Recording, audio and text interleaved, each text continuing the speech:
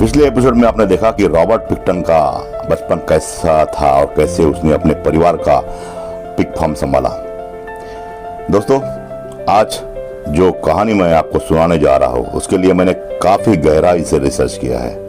इस मामले से जुड़ी छोटी से छोटी जानकारी जुटाने की कोशिश की ताकि आपको इस पूरे केस की हर महत्वपूर्ण बात विस्तार से पता चल सके। मेरा दावा है कि आपको इस कहानी की इतनी विस्तृत जानकारी शायद ही किसी अन्य हिंदी यूट्यूब वीडियो में देखने या सुनने को मिले। तो चलिए बिना किसी देरी के आज की कहानी शुरू करते हैं। रॉबर्ट का भाई डेविड पिक्टन फार्म पर बड़े मनोरंजन कार्यक्रम आयोजित करना चाहता था। पुराने स्लॉटर हाउस जो कसाई खाना था को पार्टी हॉल में बदलने की तैयारी शुरू हो गई। 1996 में पिगी पैलेस की शुरुआत हुई थी।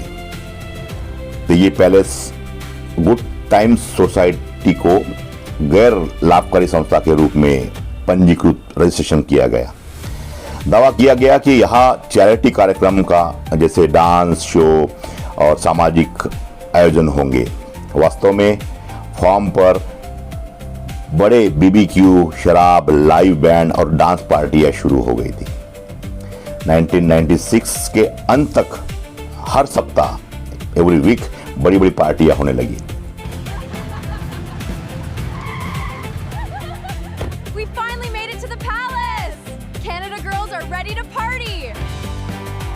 Yeah, we are gonna rock this place tonight. Everybody, let's go! Live rock band, dance floor, bar, stage, sound और लाइटिंग की व्यवस्था की गई। वहाँ रहती थी हमेशा। वैसे तो स्थानिक लोग और व्यवसायी, कुछ राजनीतिक हस्तियां और बाइकर गैंग के सदस्य भी इन पार्टियों में आते थे। अब चलते हैं कनाडा के डाउनटाउन ईस्ट साइड इलाके की ओर। अब इसका क्या संबंध है मैं आगे बताऊंगा आपको।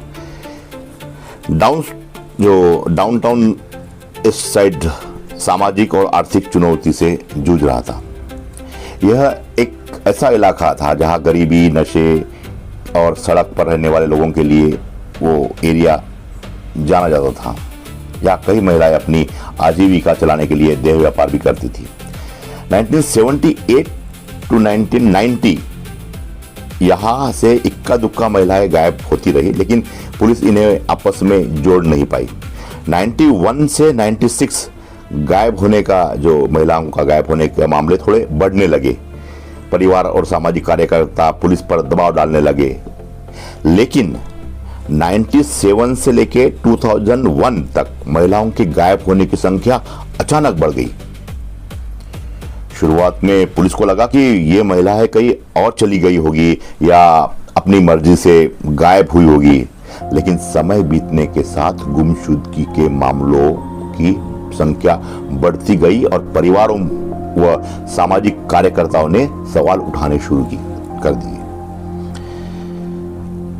पीड़ितों के परिवार पुलिस से कार्रवाई की मांग करते रहे, जैसे कि गुमशुदगी की घटनाएं जो तेजी से बढ़ने लगी। लोग समझ नहीं पा रहे थे। ज्यादातर पीड़ित गरीब, नशे की लत से जूझ रही या जैसे देह व्यापार से जुड़ी महिलाएं थी।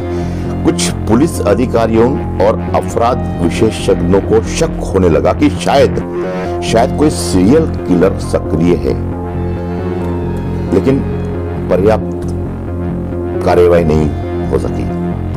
आखिरकार बढ़ते दबाव के बाद वैंकूवर पुलिस डिपार्टमेंट ने दर्जनों गुमशुदा महिलाओं की फाइलों को दोबारा खोल दिया। बाद में royal Canadian mounted police RCMP भी जांच में शामिल हुई। गुमशुदा महिलाओं के पोस्टर पूरे शहर में लगाए गए। इनाम की घोषणा की गई, जिसे भी पता है वो अगर बता दे तो उनको इनाम मिलेगा वगैरह वगैरह। इसके बावजूद महिलाएं गायब होती रही। हर साल नई गुमशुदगी की रिपोर्ट आती रही। हर साल नहीं है, ऐसे बहुत सारे साल में कई महिलाएं गायब होने लगी। परिवार अपनी बेटियां, बहनों और माताओं की तलाश में पुलिस के चक्कर लगाते रहे, लेकिन लंबे समय तक किसी एक संदिग्ध तक जांच नहीं पहुंच सकी। इस बीच लापता महिलाओं के परिवार हार नहीं माने। उन्होंने बार बार पुलिस और प्रशासन से अपील की। Justice! Justice! We want justice! Justice! Justice! We want justice! स्थानिक समुदाय और सामाजिक संगठनों ने भी यह मांग उठाई कि सभी मामलों की एक साथ गहराई से जांच होनी चाहिए।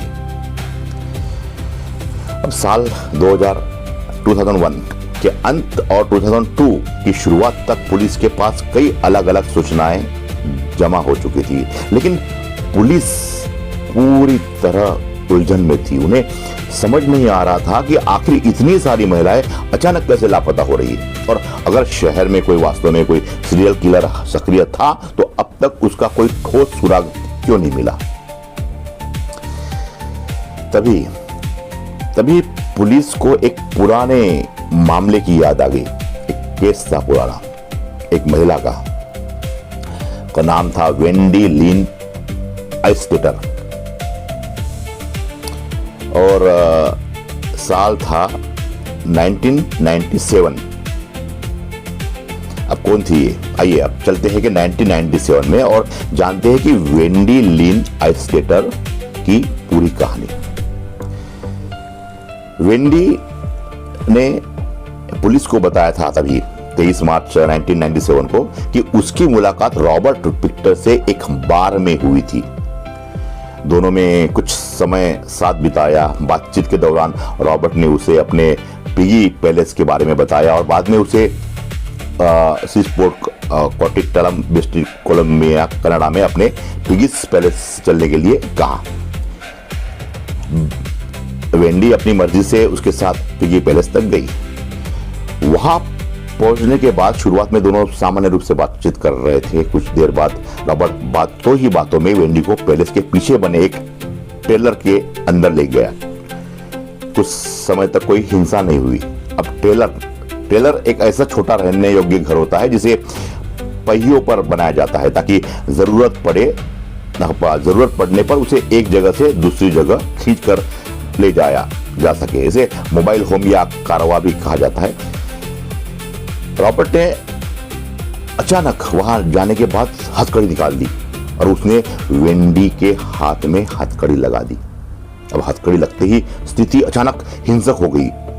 इसके बाद रॉबर्ट ने एक बड़ा चाकू निकाला और वेंडी पर हमला कर दिया। 1, 2, 3 हमला करते गया। अपनी जान बचाने के लिए वेंडी ने पूरी ताकत से संघर्ष किया। किसी तरह वो रॉबर्ट के चाकू पर काबू पाने में सफल रही और आत्मरक्षा करते हुए उसी चाकू से उसने उस पर भी वार किया। ये सब वेंडी बता रही थी। अब वो खून से लथपथ हालत में किसी तरह टेलर से बाहर निकली और हाईवे की ओर भागी। उस दिन पिगी पैलेस में कोई पार्टी नहीं चल रही थी। अगर वहां लोग मौजूद होते तो शायद वही उनसे मदद मांगती, लेकिन उस समय उसके पास केवल एक ही रास्ता था, हाईवे तक पहुंचना। इसलिए वह लगातार हाईवे की ओर भागती रही और मदद के लिए आवाज लगाती रही, हेल्प हेल्प हेल्प। तभी एक दूर से हाईवे से गुजर रही एक कार उसके पास आकर रुकी। कार में एक बुजुर्ग दंपति सवार थे। उन्होंने तुरंत वेंडी को अपनी कार में बिठाया और अस्पताल लेके गए, और साथ में उन्होंने पुलिस को भी फोन किया क्योंकि वेंडी काफी घायल थी। अस्पताल पहुंचने पर डॉक्टरों ने देखा कि उसके एक हाथ में अब भी हथकड़ी लगी हुई थी। कुछ देर बाद पुलिस भी अस्पताल पहुंची। पुलिस ने वेंडी का बयान दर्ज किया। I can't forget his face. He was standing right there. Take your time, Wendy. It was all so fast. या जिसके बाद डॉक्टर उसे तुरंत ऑपरेशन थिएटर ले गए।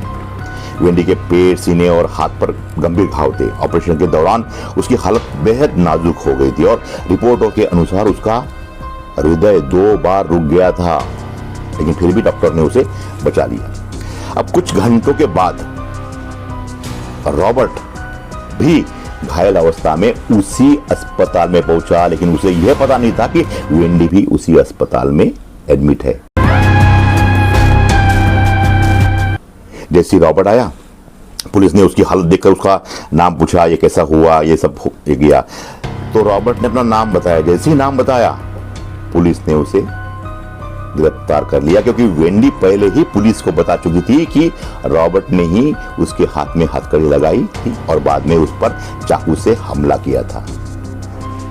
जब पुलिस ने रॉबर्ट की तलाशी ली तो पुलिस को उसके पास वही चाबी मिली जिससे वेंडी की हथकड़ी खुलती थी।